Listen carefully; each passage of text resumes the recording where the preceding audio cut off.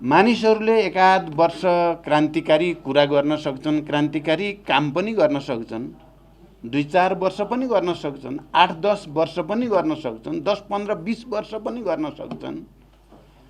तर जीवन पर्यन्त वैचारिक निष्ठा र क्रान्तिकारी आदर्शको पक्षमा उभिराख्नु भनेको अलि विशिष्ट कुरा हो, ठुलो कुरा हो। त्यो धेरै कम मान्छेहरूले मात्रै त्यसो गर्न सकेको देखिन्छ। त्यो नेपालको कम्युनिस्ट आन्दोलनको इतिहासमा पनि र अन्तर्राष्ट्रिय कम्युनिस्ट आन्दोलनको इतिहासमा पनि धेरै कम मान्छेहरूले मात्रै त्यसो गरेका छन्।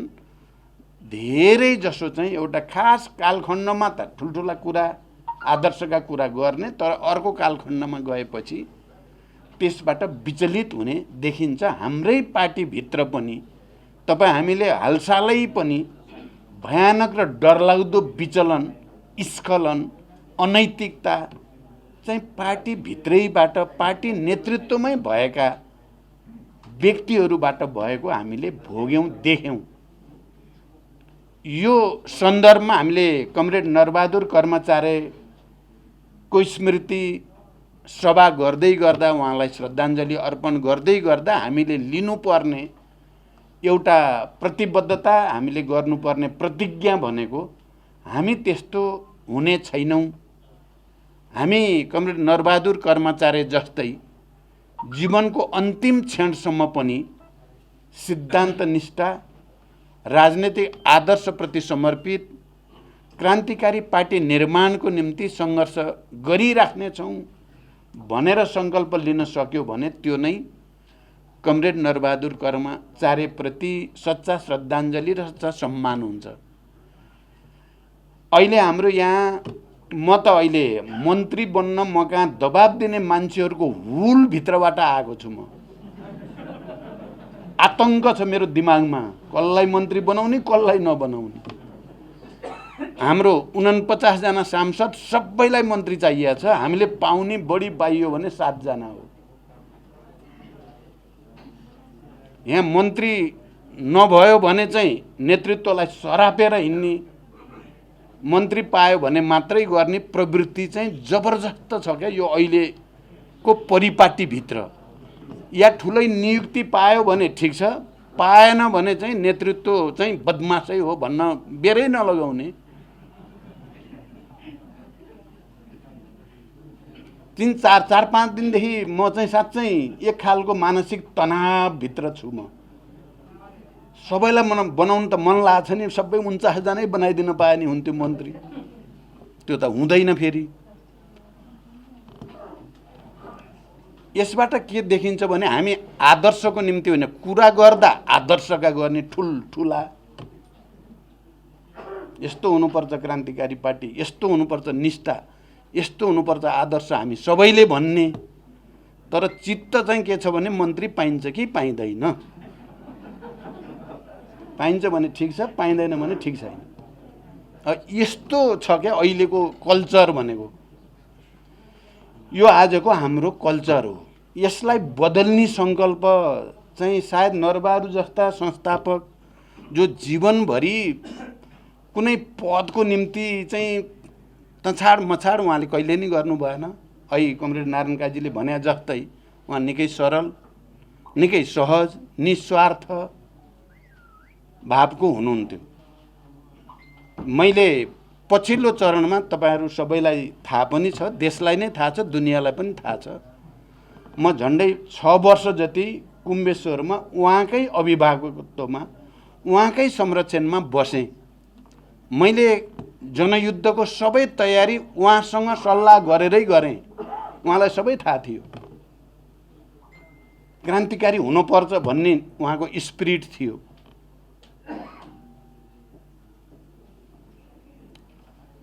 त्यो अवधिमा मैले नजिकबाट नरबहादुर कर्मचारी र उहाँको अरू परिवारका सदस्यहरू सबैलाई चिन्ने मौका पाएँ मैले। र मुख्यतः नरबहादुरजीको अभिभावकत्व चाहिँ मैले नजिकबाट महसुस गरेँ। उहाँमा कुनै दम्भ, कुनै अहङ्कार, कुनै पद प्रतिष्ठाको निम्ति लोभ थिएन। पार्टीका पछिल्ला केन्द्रीय समिति उहाँ आफू देहावसान हुनुभन्दा केही समय अगाडिसम्मका बैठकमा पनि उहाँ क्रान्तिकारी पार्टी निर्माणकै निम्ति कुरा गर्नुहुन्थ्यो।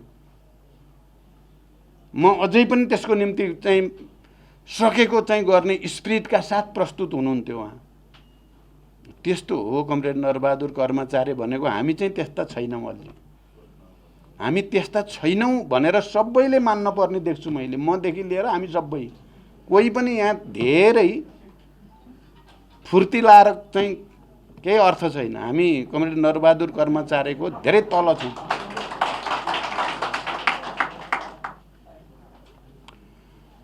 त्यसकारण अहिले परिस्थिति कस्तो परिस्थितिमा हामी उहाँलाई स्मरण गर्दैछौँ र उहाँलाई श्रद्धाञ्जली व्यक्त गर्दैछौँ भन्दा अघि यहाँ कुरा आइ नै सक्यो।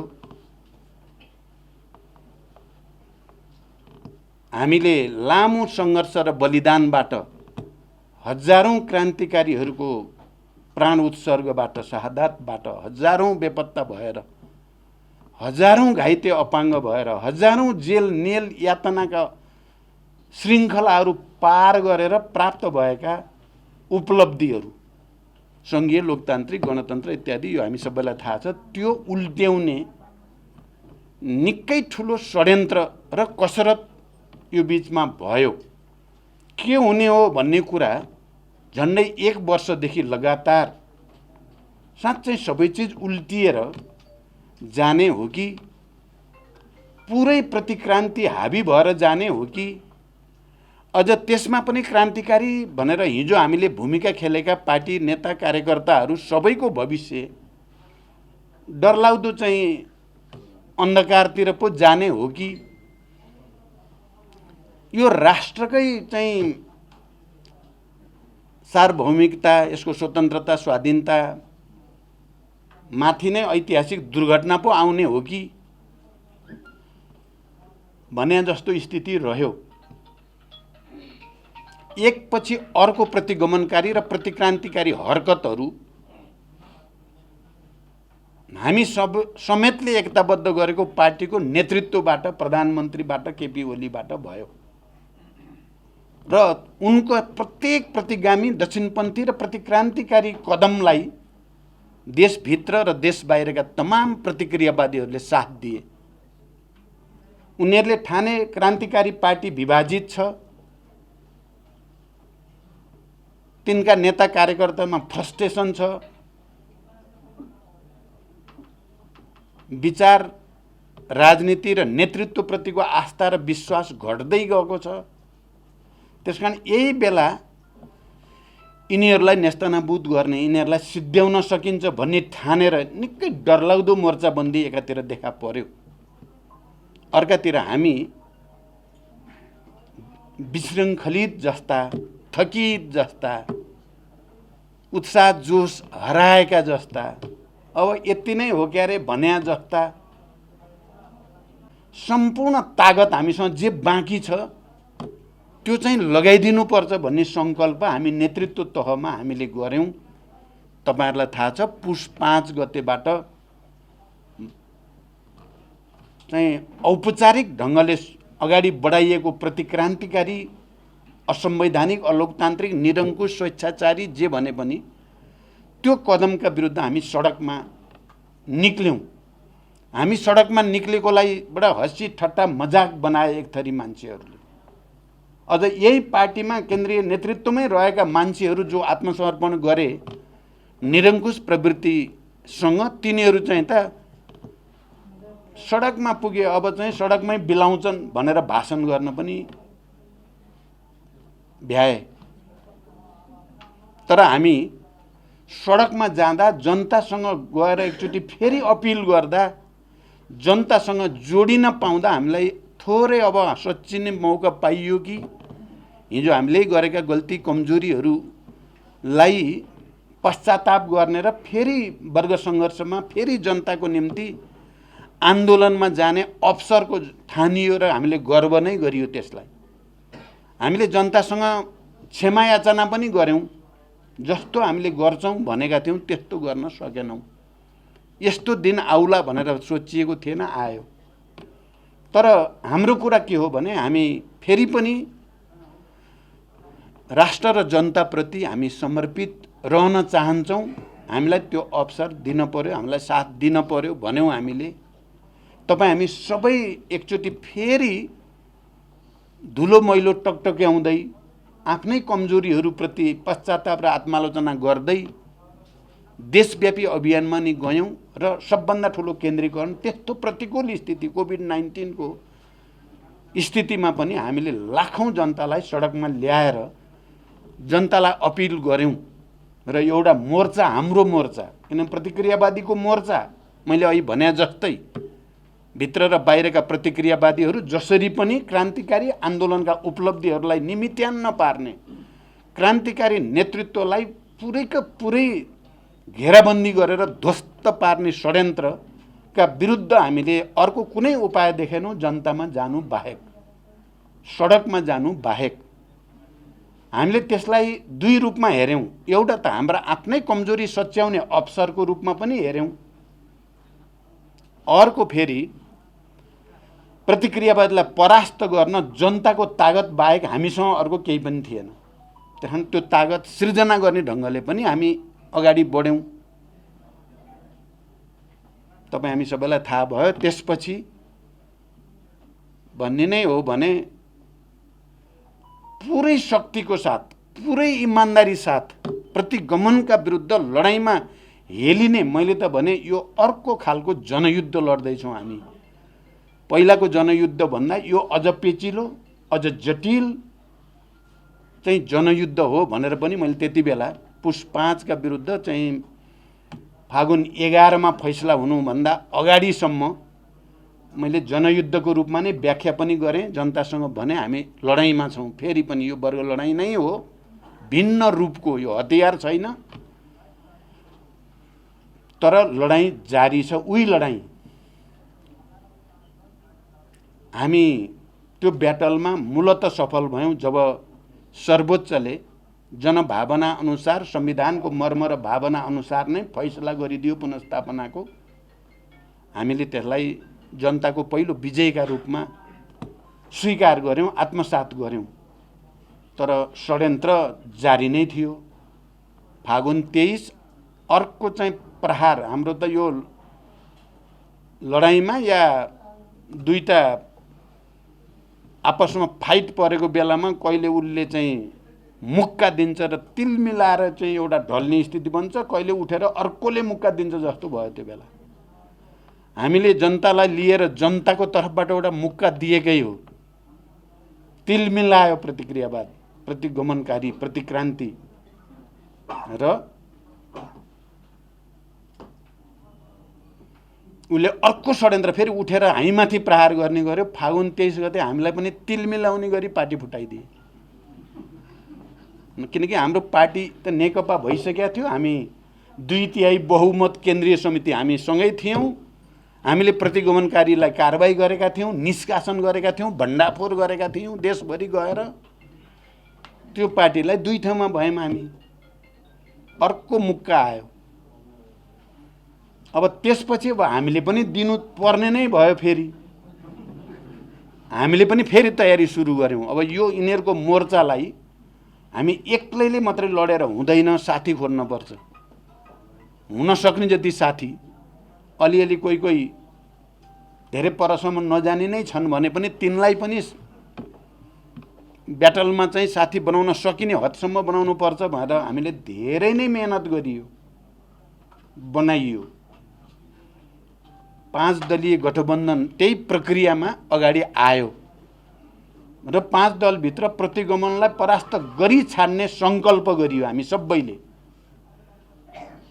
पार्टी विभाजन भएको भए पनि चाहिँ अलि वैचारिक राजनीतिक ढङ्गले सोच्ने, हिजो चाहे त्यो पञ्चायत विरोधी आन्दोलन होस्, चाहे त्यो गणतन्त्रका निम्तिको आन्दोलन होस्, चाहे त्यो शान्ति प्रक्रियासँग सम्बन्धित कुरा होस्, त्यसमा मुख्य भूमिका खेल्ने कमरेड माधव कुमार नेपाल लगायतका साथीहरूसँग हाम्रो गहिरो चाहिँ भावनात्मकता थियो नै। त्यो 5 गते पछिको फागुन 11 सम्म त हामी देशव्यापी अभियानमा साथै थियौँ। फागुन 23 सम्म नै हामी साथै थियौँ। 24 गते यहीँ माथिको कोठामा स्थायी समितिको बैठकबाट मात्रै हामी फेरि औपचारिक ढङ्गले 2 ठाउँमा भइयो। तर निरङ्कुश र प्रतिगामी प्रवृत्तिका विरुद्ध लड्नुपर्छ भन्ने हाम्रो सङ्कल्प चाहिँ एकै ठाउँमा रह्यो, अहिले पनि छ, आज बिहानसम्म पनि त्यो कायम छ। म माधवजी कहाँ पनि यसो पसेर आएको हुँ, त्यो कायम छ त्यो विचार र त्यो भावना। त्यसैको परिणाम यो गठबन्धनको कारणले एउटा नयाँ परिस्थिति बन्यो देशमा फेरि।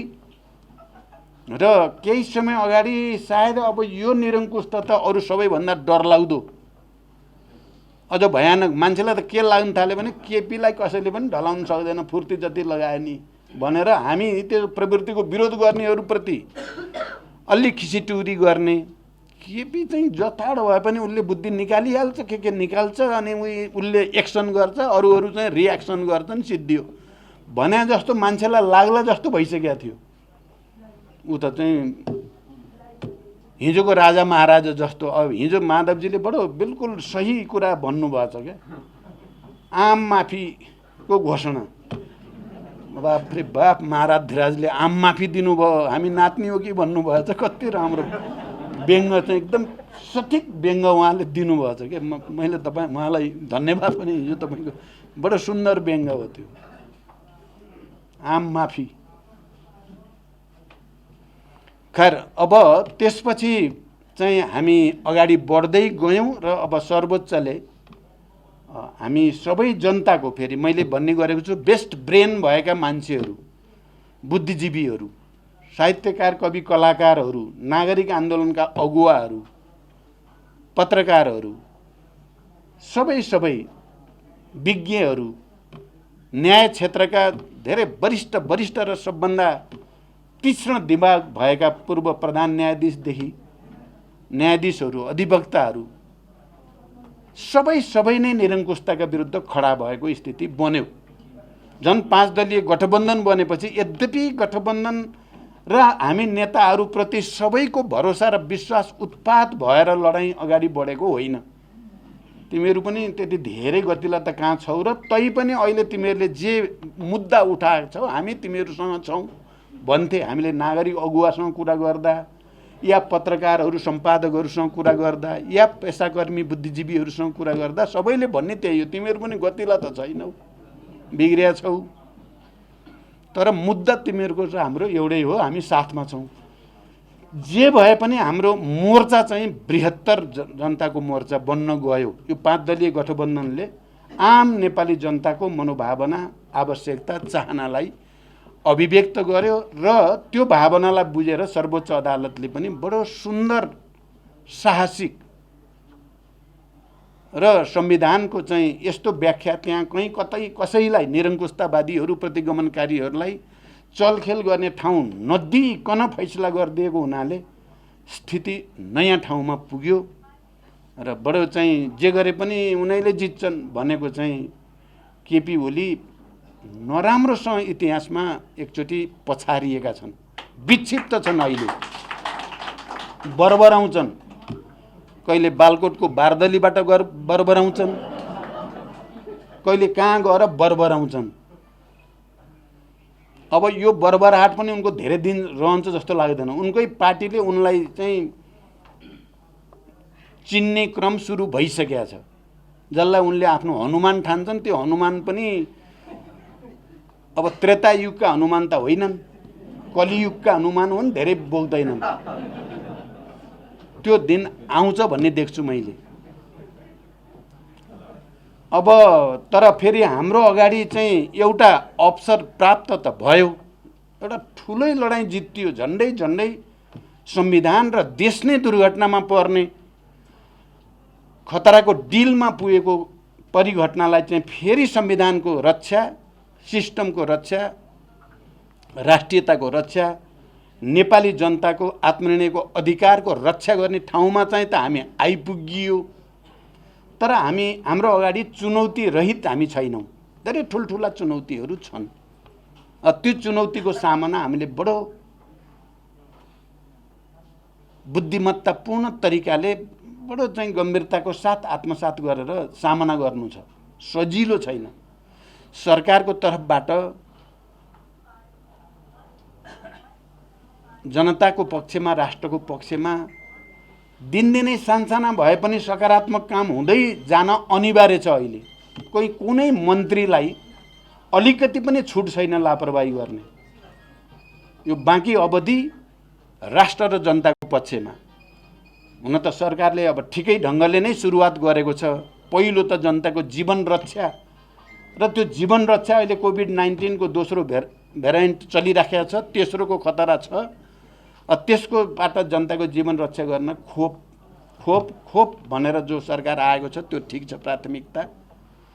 अन्य पनि यो राज्यलाई नै क्याप्चर गरेर देशमा निरङ्कुशता लाद्नको लागि जहाँ जहाँ सेटिङ गरेका छन् हिजोका प्रधानमन्त्रीले, ती सेटिङहरूलाई चाहिँ हामीले जनताको पक्षमा नियम कानुन सङ्गत ढङ्गले, विधिसङ्गत ढङ्गले ती सेटिङहरू भत्काएर सही सेटिङ गर्नु छ। र पार्टी मुख्य रूपमा पार्टीलाई एकचोटि फेरि जनतातिर फर्काउने, आफ्नो सङ्गठनलाई सुदृढ गर्ने, हामीले गरेका हिजोका गल्ती कमजोरीप्रति पश्चाताप गर्दै चाहिँ आफूलाई फेरि जनता र राष्ट्रको पक्षमा समर्पित गर्ने आवश्यकता हामी सबैको अगाडि छ। यो सजिलो छैन, भन्न जस्तो सजिलो छैन, तर असम्भव पनि छैन। किन हामी नै हो हिजो त्यत्रो ठुलो विद्रोह गरेर त्यसलाई फेरि शान्तिमा रूपान्तरण गरेर गणतन्त्रमा ल्याइ पुर्याउने हामी मान्छे हामी नै हो, हामी नै छौँ। हामीले एकचोटि आफ्नो धुलो टकटक्याउने आँट गऱ्यौँ, आफूभित्र जम्मा भएको फोहोर मैलो सफा गर्ने आँट गऱ्यौँ र हाम फाल्यौँ भने चाहिँ फेरि हामी फत्ते गर्न सक्छौँ। त्यो असम्भव चाहिँ होइन, सजिलो पनि छैन। त्यसको निम्ति हामीले अब पार्टीलाई बलियो बनाउनेतिर लाग्नुपर्छ। अहिले जुन राजनीतिक पहलकदमी हाम्रो आएको छ, मान्छेलाई दुनियाँलाई थाहा भयो, जसलाई घेरा हालेर सिद्ध्याउन खोजिया थियो जुन मुद्दालाई, जुन आन्दोलनलाई, जुन लिडरसिपलाई, अहिले उनीहरू पछारिए झैँ पछारिएको स्थिति छ। उनीहरू फेरि त्यसकारण हामीले आफ्नो शक्ति सुदृढ गरेर मात्रै त्यसलाई सदाको लागि परास्त गर्न सकिन्छ र हामीले त्यो प्रवृत्तिलाई परास्त गर्नै पर्छ। पुरै परास्त भइसक्यो भन्न हुँदैन। अहिले पनि प्रतिक्रियावादीहरू यो गठबन्धन, किनभने यो गठबन्धन हुँदाखेरि यसलाई टुटाउन धेरै बल भयो। हेर्नुहोस्, यो चाहिँ तपाईँको सरकार गठनभन्दा अगाडि नै यसलाई टुटाउन निकै धेरै कसरत भयो। त्यो कसरत हुँदाखेरि के साथीहरू बडो नपत्याउँदो किसिमले ढल्दिनु भयो। पछिल्लो राजीनामा प्रकरणसम्म तपाईँ हामीलाई थाहा छ, गठबन्धनमा राम्रो भूमिका खेलेका, बडो स्पिरिटको साथ गरेका साथीहरू पनि ढले। त्यो त्यत्तिकै ढलेको भन्न हुँदैन, त्यहाँभित्र धेरै गम्भीर ढङ्गले नै चिजहरू भएका छन्। त्यसपछि चाहिँ गठबन्धन टुटाउन नसकेपछि यो गठबन्धनलाई बहुमत प्राप्त नहोस् भन्नको निम्ति झन् ठुलो कसरत सुरु भयो। हामीले पनि जसरी पनि बहुमत पुर्याउनै पर्छ भनेर हामीले पनि सकेको तागत लगायौँ र हामी बडो अहिले यसलाई चाहिँ सुखद खुसी भन्नुपर्छ, झन्डै 2/3 बहुमत बनाइयो यो सरकारको पक्षमा पनि। झन्डै 2/3, हिजो झन्डै 2/3 भनिएको थियो केपी नेतृत्वको सरकार, हामी समेत थियौँ। अहिले हामी समेत भएको देउबा नेतृत्वको सरकार पनि झन्डै 2/3 मा पुगेको छ। यसबाट प्रतिक्रियावादीहरू निकै नै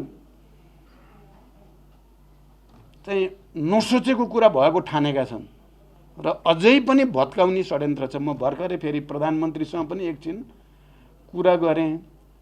कहीँ नेताहरूभित्र कहीँ छिद्र छ कि, काङ्ग्रेस र कम्युनिस्ट बनाउन सकिने हो कि,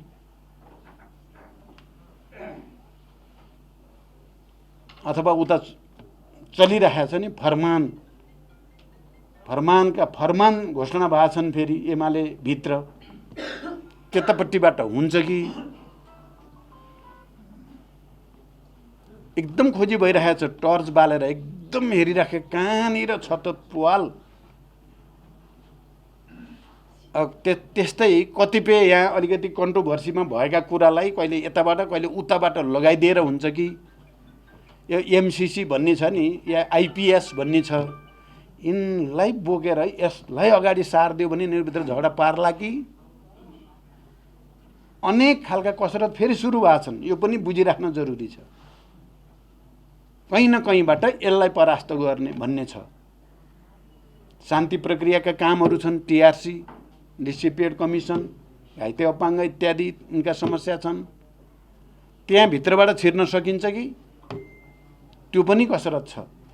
त्यसकारण कमरेडहरू, आज कमरेड नरबहादुर कर्माचार्यप्रति हामीले सम्मान व्यक्त गर्दै गर्दा, श्रद्धा व्यक्त गर्दै गर्दा यी यावत चुनौतीहरूको सामना चाहिँ एकमात्र फेरि हाम्रो बिचको एकताबाट मात्रै गर्न सकिन्छ। पार्टीको एकता, कम्युनिस्ट आन्दोलनको एकता, राष्ट्रको एकता, सबै उत्पीडित वर्ग, जाति, क्षेत्र, लिङ्ग, समुदायको बिचको एकता, जसको निम्ति हामी लड्यौँ, जसको निम्ति अहिले पनि हामी लडिराखेका छौँ, तिनीहरूको एकता। हाम्रो झन्डा एकताको झन्डा हो, विभाजनको, फुटको होइन, गुटको होइन। हामीले उचालेको झन्डा जति बेला कमरेड नरबहादुर कर्माचार्यलाई एकता केन्द्र गठनको बेलाको पहिलो अध्यक्ष उहाँ हो, म महासचिव हो। त्यो एकताकै झन्डा थियो र हामीले अन्तिममा नेकपा बनाउनको निम्ति गरेको पहल पनि कम्युनिस्ट आन्दोलनलाई एकताबद्ध गर्ने उद्देश्यद्वारा, त्यो सपनाद्वारा प्रेरित थियो। खलनायक देखिँदा रहेछन्, देखिन्छन्, त्यो पनि बुझेकै कुरा हो। तर आज पनि हामी कम्युनिस्ट आन्दोलनको एकताकै पक्षमा दृढताको साथ उभिनुपर्छ। हामी देशका सबै वर्ग, जाति, उत्पीडित वर्ग, जाति, क्षेत्र, लिङ्ग, समुदायकै पक्षमा, उनीहरूको हक अधिकार र पहिचानकै पक्षमा उभिनुपर्छ। हामी राष्ट्रको एकता, तराई, मधेस, पहाड, हिमाल सबै, र हामी नेपालको राष्ट्रिय स्वाधीनता, भौगोलिक अखण्डता, यसको पक्षमा हामी दृढतापूर्वक उभिनुपर्छ। हाम्रो तागत त्यही हो। हामी उत्पीडित वर्गको एकताको पक्षमा, राष्ट्रको एकताको पक्षमा, कम्युनिस्ट आन्दोलनको एकताको पक्षमा